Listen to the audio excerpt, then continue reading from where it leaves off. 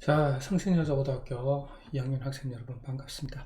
자, 오늘 또 여러분들 화학원 수업을 진행을 한번 해 보도록 하겠습니다. 오늘의 강의는 06-1 강의로 주기율과 주기율표에 대해서 정리를 하는데, 아마 여러분들 1학년 때 배운 내용에서 크게 많이 첨가된 내용이 없기 때문에 다 잘 알아들으리라 의심치 않고 있습니다. 한번 진행해 보도록 할게요. 자, 주기율이라는 것은 원소들, 지구상에 존재하는 원소들을 현대 주기율표 기준입니다. 이거는 원자 번호, 즉 양성자 수, 현재는 양성자 수가 기준이죠. 배열할 때 화학적 성질이 비슷한 원소가 주기적으로 반복이 되고, 그게 이제 보통 몇 번째냐면 처음에는 8번째, 그리고 원소들의 번호가 늘어나면 18번째마다 주기적으로 나타나는 규칙을 주기율이라고 하며, 이런 화학적 성질이 비슷한 원소들을 같은 세로줄에, 그러니까 화학적 성질이 비슷하다, 같은 세로줄, 그죠? 같은 세로줄에 배치되어 있다, 같은 의미가 되겠죠? 한 표를 우리는 주기율 표다라고 얘기를 하는 거죠. 일정한 간격의 규칙을 가지고 있는 표라고 생각을 해주면 되겠죠.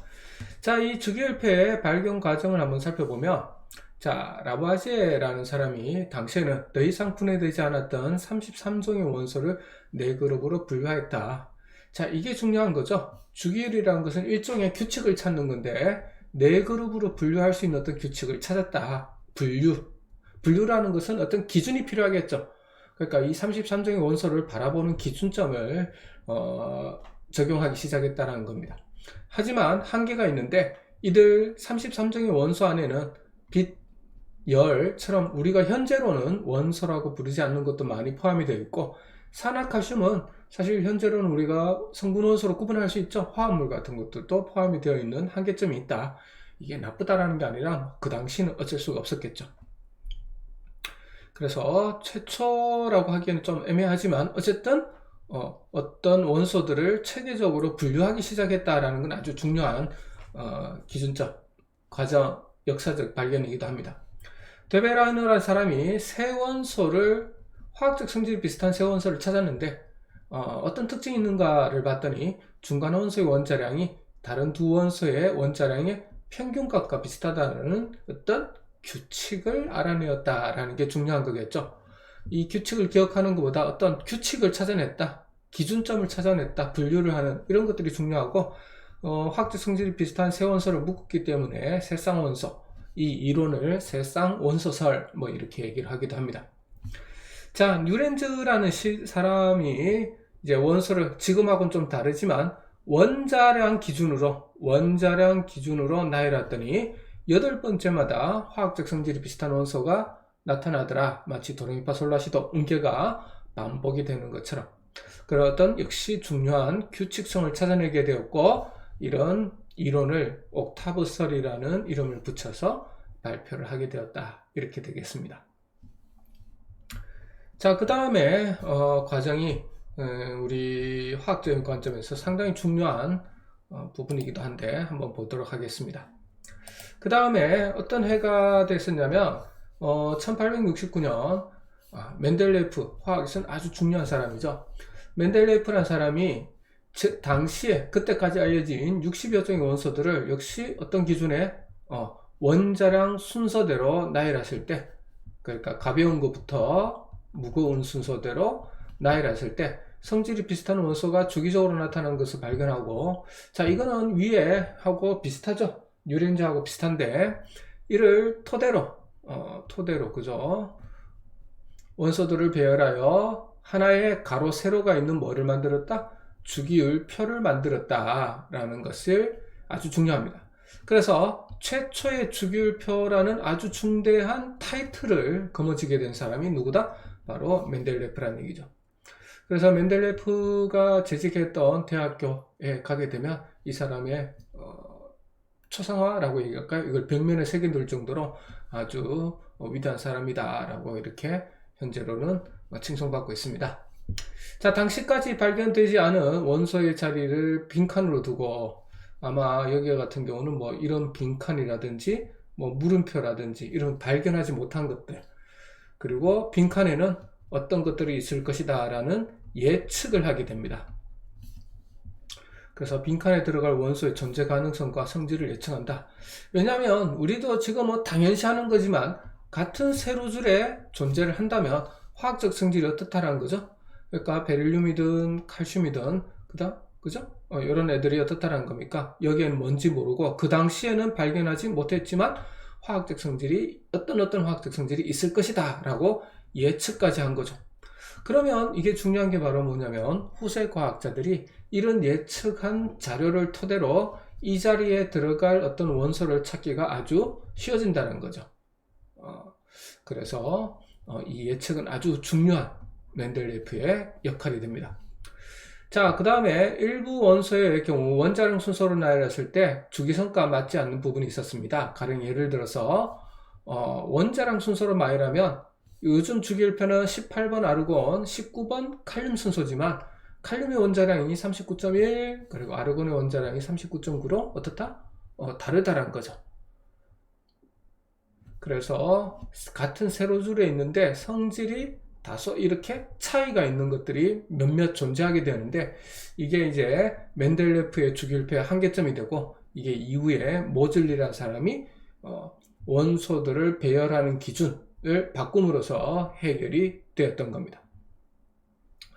자, 60여 종의 원소 성질을 카드를 기억하고 뭐 다양한 방법으로 카드를 나열하던 중 뭐 주기율표를 만들었다라고 했는데 이와 관련된 동영상 잠깐 뭐 에피소드 같은 걸 한번 보도록 할게요.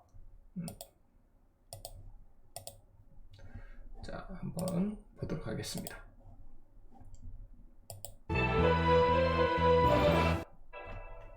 유일 화학자 로타르 마이어도 어느 정도 똑같은 아이디어를 내놓았기 때문이죠. 그러나 마이어에게는 그런 용기가 없었습니다. 이건 정말 흥미로운 얘기인데요. 사실 마이어는 주기율에 대해 거의 똑같은 생각을 했고 어느 정도 밑그림을 그리고 있었죠. 하지만 멘델레예프처럼 어떤 예측을 하지 않았습니다. 여기서 우리는 과감한 예측이 갖는 위력을 확인할 수 있습니다. 그것은 사람들이 그 이론을 받아들이게 하는 힘이죠.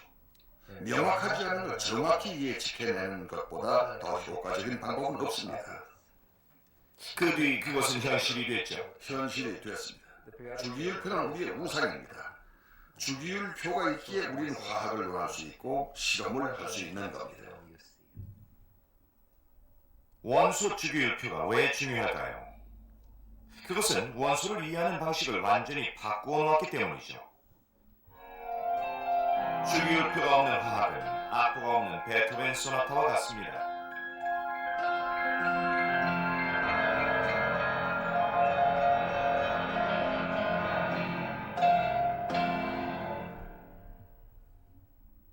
멘델레예프에게 경의를 표하며 과학자들은 그의 이름을 주기율표에 남겨놓았습니다. 101번째 원소는 그의 이름을 따 지어줬죠. 바로 멘델레뷸입니다. 화학자들만 주기율표를 좋아하는 건 아니네요. 선생님도 하나 갖고 있다면서요. 아, 예, 저도 갖고 다닙니다. 보여주세요. 혹시 몰랐어요. 실은 꽤 많이 이용합니다. 봅시다. 작은 거예요. 그럼 제가 테스트를 하나 할게요. 주기율표에서 질소 아래에 있는 것은 무엇일까요? 질소가 7번이죠. 네. 잠깐만요. 그건 황이요. 아니요, 틀렸습니다. 세상에. 땡, 틀렸어요. 인이에요. 인. 인이 맞고요. 그건 인이 15번 맞죠? 예, 거기서 8을 더해야 돼요. 네, 이럴까봐 가지고 다니는 거예요. 7에 8을 더해서 15번 인이 된다. 거기 규칙이 있네요. 이제 알겠네.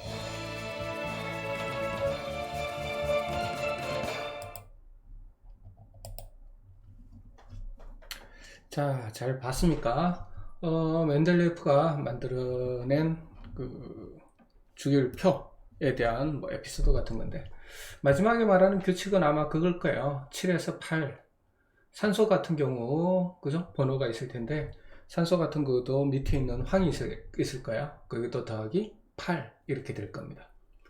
그 다음에 플로린 밑에 염소가 있겠죠? 그것도 더하기 8.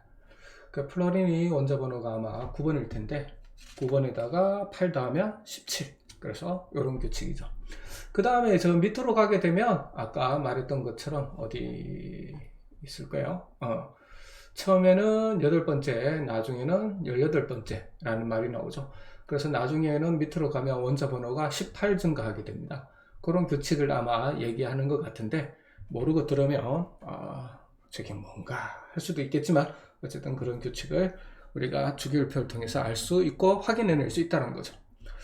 자, 그 다음에 이제 모즐리라는 사람이 연구를 해서 아까 말했던 그런 원자량 순서와 성질이 조금 어긋나는 것을 보완하기 위한 건데, X선 연구라는 것을 통해서 원소의 주기적 성질이라는 것이 사실 원자량 순서와는 일치하지 않고, 그것보다는 뭐의 순서와 양성자 수와 밀접한 관련이 있음을 발견하게 되었고, 지금까지는 원자량을 원자 번호로 이렇게 사용했지만 그때부터는 양성자 수를 원자 번호로 적용하게 되었고, 이에 따라 배열하였더니 이런 부분이 제자리를 찾아가게 되었다. 주기율표의 문제점을 보완했다는 거고, 이 부분을 해결하게 되었다, 이런 얘기입니다. 그래서 모즐리라는 사람이 현대 주기율표를 완성하는 데 기여를 했고, 그 현대 주기율표는 아직도 현재 모즐리가 제안한 원자 번호 양성자 순으로 것을 사용하고 있습니다. 자, 그러면 간단하게 주기율표가 가지는 규칙성에 대해서 한번 살펴보면, 첫 번째 우리가 주기율표라는 것은 여러 개의 주기와 여러 개의 족으로 구성이 되어 있을 겁니다. 자, 주기 번호가 1주기, 2주기, 3주기 이런 것들이 있을 텐데, 이 주기 번호는 바닥 상태에서 원자가 가지는 무슨 수? 바닥 상태의 원자가 가지는 전자 껍질 수하고 똑같습니다. 그러니까 1주기라는 것은 바닥 상태일 때 전자가 모두 1개, 그러니까 K 껍질 주양자 수가 1인 오비탈 안에 다 들어가겠죠. 자, 같은 주기라는 것은 전자 껍질 수가 같다. 당연히 바닥 상태에서 말하는 겁니다. 그 다음에 6주기와 7주기는 원소 수가 너무 많아 15개씩 원자를 따로 모았다라는 거, 그걸 우리가 각각 나트륨족 그리고 악틴륨족 이렇게 얘기를 합니다. 자, 그 다음에 원자 번호 93번, 그죠? 92번이 우라늄일 겁니다. 92번 우라늄까지는 자연계에 그대로 존재하지만 93번 네트늄부터는 모두 인공적으로 우리가 실험실에서 만들어낸 것이라서 일반적으로 수명이 좀 짧은 편이에요. 자, 다음 페이지 넘어가도록 할게요. 자, 다음 페이지에 대체로 이렇게 주기율표를 현재의 주기율표를 만들어 표시를 한번 해봤습니다. 자, 약간 붉은색이 금속에 해당되고, 그 다음에 녹색이 들어간 것이 비금속에 해당되고, 그 경계에 있는 것이 세미메탈, 준금속에 해당이 됩니다. 자, 금속은 특징이 전자를 잃고 양이온이 되기 쉽고, 비금속은 전자를 얻어 음이온이 되기 쉽다. 금속은 일반적으로 열전도성, 전기전도성이 크지만 비금속은 상당히 작다.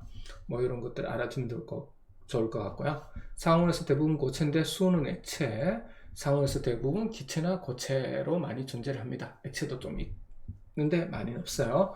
자, 중금속은 금속과 비금속의 중간 성질을 가지는 원소가 되고, 그 다음에 우리가 자주 언급되는 이런 양 끝에 있는 4개의 족들은 일종의 별명을 가지고 있는데, 일족은 우리가 알칼리 금속이라고 얘기합니다. 자, 조심해야 될 것은 알칼리 금속이라고 부를 때는 당연히 수소는 제외시켜줘야 되겠죠. 자, 이족은 알칼리 토금속, 이 토자라는 것은 흑토자를 말해줍니다. 17쪽은 할로젠 원소, 18쪽은 비활성 기체, 거의 반응하지 않는 기체. 이렇게 양쪽 끝단으로 갈수록 성격들이 뚜렷한 족들인데 양쪽에 있는 2개 정도는 워낙 많이 나오기 때문에 이런 알아놓으면 도움이 될 것 같습니다. 자, 족이라는 것은 일종의 그룹이죠, 그죠? 그룹이고 1학년 때 잠깐 했었지만 옛날에는 패밀리라고 부르기도 했었던 겁니다. 그러니까 가족이죠. 성질이 비슷하다, 이런 얘기가 되겠죠. 요즘은 패밀리를 안 쓰고 대부분 다 그룹을 쓰긴 하지만 족이라는 것은 가족의 족 이렇게 생각하면 좀 편할 것 같아요. 자, 세로줄에 해당되는 거고 총 18개의 족이 있지만 우리는 작은 주기율표라고 말할 수 있는 1족, 2족, 13, 14, 15, 16, 17, 18이 되는 겁니다. 자, 그래서 얘네들 같은 경우는 아까 규칙에 플러스 8 되죠. 플러스 8, 플러스 8, 플러스 8, 플러스 8. 그 다음 여기 가면 플러스 18.